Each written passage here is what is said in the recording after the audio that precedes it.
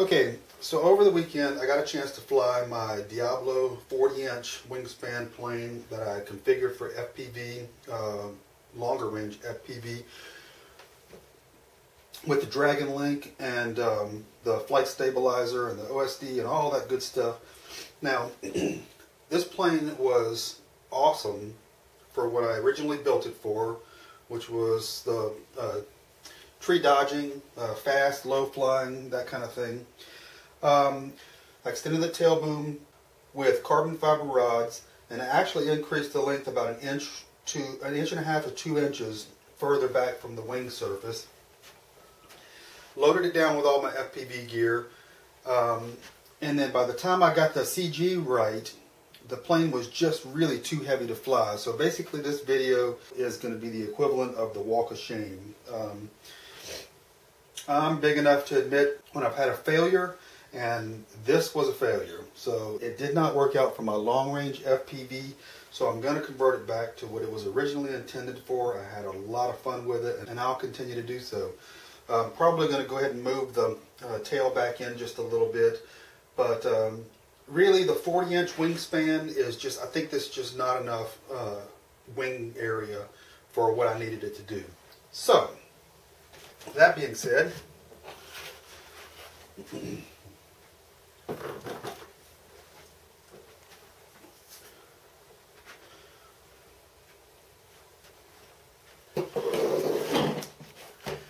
moving back towards what we're going to do here.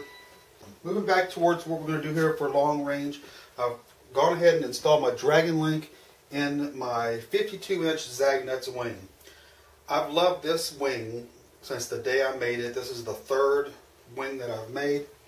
All of them were phenomenal. All of them got banged to crap and back. And I usually make them out of blue core foam. The Zagnuts website really specifies blue core, that fan fold stuff, and that works really good. When I built this one, I didn't have any, so this one's built completely out of Dollar Tree foam with balsa control surfaces. I did get a little bit of flexing in it, you know, and it wasn't quite as strong as the fan fold stuff, so I added some strips here of the 1/32 inch light ply. I've got my hatch just like the Diablo that I like. I can put all my stuff right down here and access it without an issue. This is the plane that I flew, I don't know, kilometer and a half or something like that with my 72 megahertz. I didn't really want to go much further than that on 72.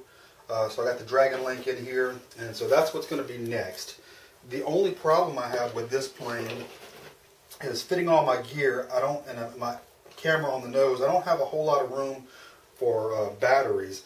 Normally you would see 2 batteries on the side right here. Although I got my video transmitter here and inverted V antenna. I've got 2 GPS units underneath this little flap right here. That one's for my autopilot and the other is for my OSD. Then I got the Dragon Link out on this side. So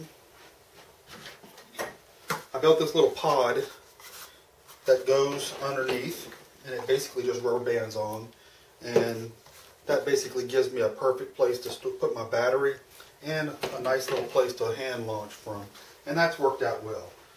So coming up hopefully this weekend, Dragon Link flying with this, and then again in the very near future my H-copter frame, which is done and about to be painted and ready for the electronics.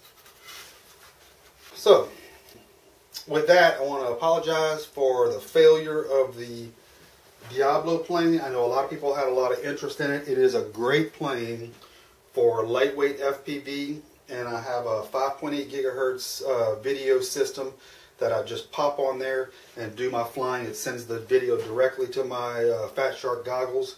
It works great for that.